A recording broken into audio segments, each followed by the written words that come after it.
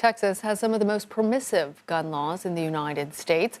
According to Everytown for Gun Safety, the state ranks 34th out of all 50 states for gun safety laws. People in Texas are not required to get a permit to carry a concealed weapon in public. Guns are also allowed on college and university campuses. For more on all this, I want to bring in CBS News Homeland Security and Justice reporter Nicole Sganga. Welcome, Nicole. So law enforcement says that the 18-year-old suspect legally purchased two AR-15 style rifles. Walk us through what we've learned. Lana, good to be with you. Within 8 days of turning 18, the gunman purchased two rifles and carried out the second worst school shooting in United States history. 8 days, that's all it took. Last week on Tuesday, just 1 day after turning 18, the gunman purchased his first of two AR-15 style rifles at a federally licensed store located in Uvalde, Texas, near Robb High School. According to Texas DPS, the shooter returned to the same store days later on May 20th to purchase his second weapon. Officials say he also purchased 375 rounds of ammunition last week. These were purchased legally in the state of Texas. It is legal for people who are 18 or older to buy long guns, such as rifles or shotguns. Texans must be 21 to purchase a handgun, though there are some exceptions, including for those 18 to 20-year-olds who are under the threat of family violence. Last year, Nicole, Governor Greg Abbott signed into law nearly 24 pieces of gun legislation that largely loosened regulations. Tell us more about some of the recent changes that were made in Texas. Yeah, Lana, most notably, the Texas legislature passed into law House Bill 1927, also known as the Firearm Carry Act. Texas Governor Abbott at the time called it the strongest Second Amendment legislation in United States history.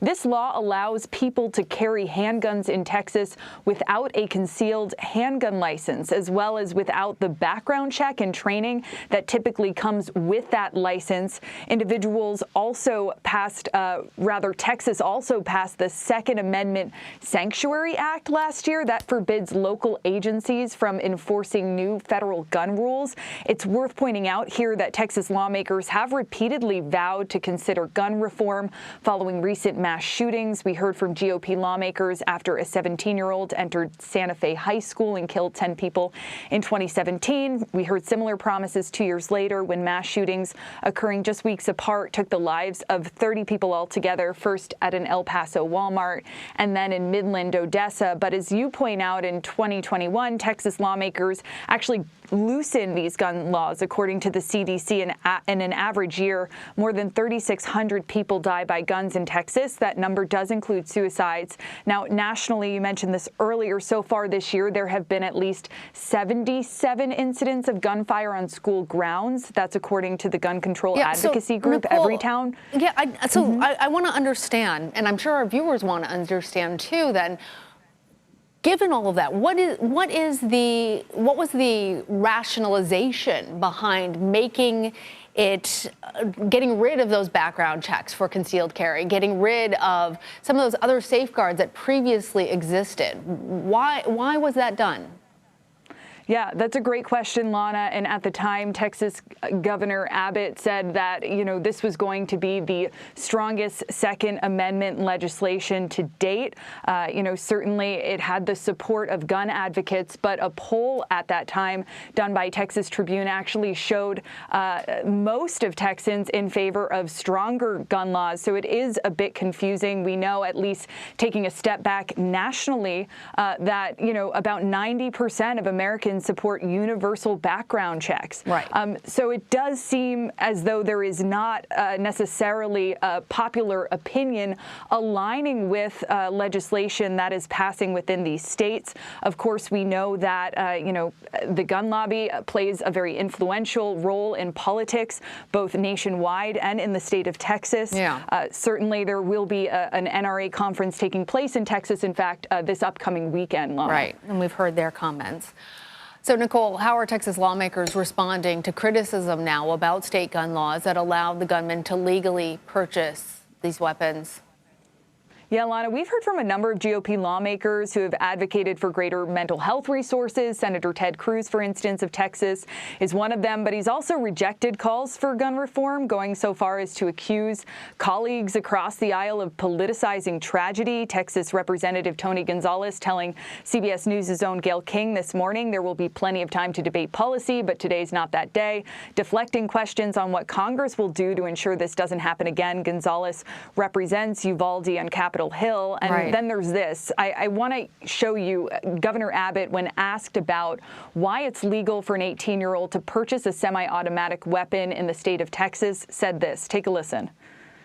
The ability of an 18-year-old to buy a long gun has been in place in the state of Texas for more than 60 years.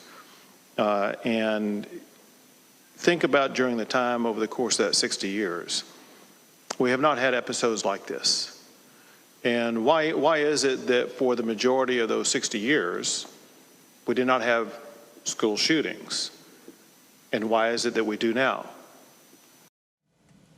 Yeah, Abbott there again citing needed improvements to mental health, but failing to suggest any sort of gun reform. Across the country, we've seen efforts by state lawmakers to double down on passing new legislation. And it seems, though, Nicole, that in this case, there were no mental health flags for this person. So I'm not sure how that answers the question about having greater gun safety laws to prevent this from happening. Are any of them addressing that?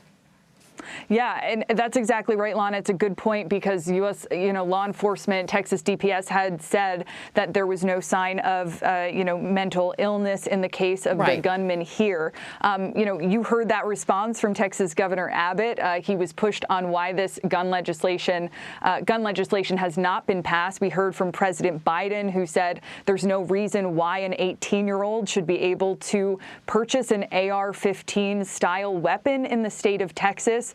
Certainly, GOP lawmakers in that state and in other states across the country are going to have to answer some of these extremely difficult questions about why some of these archaic, you heard in that case, 60 years old, laws are in place. I mean, we know that Texas is a hunting state, certainly a lot of individuals using rifles for that purpose. But responsible gun owners don't seem to have a problem with those background checks. And that's exactly what you were saying earlier. That's exactly it. And we should point out, Lana, it does seem to, it's hard to suspend our disbelief when you can purchase an AR-15 style weapon in the state of Texas at age 18, but you can't purchase a handgun. So that does seem to be, sort of a disconnect. Exactly. All right. Nicole Sganga, thank you. Thank you.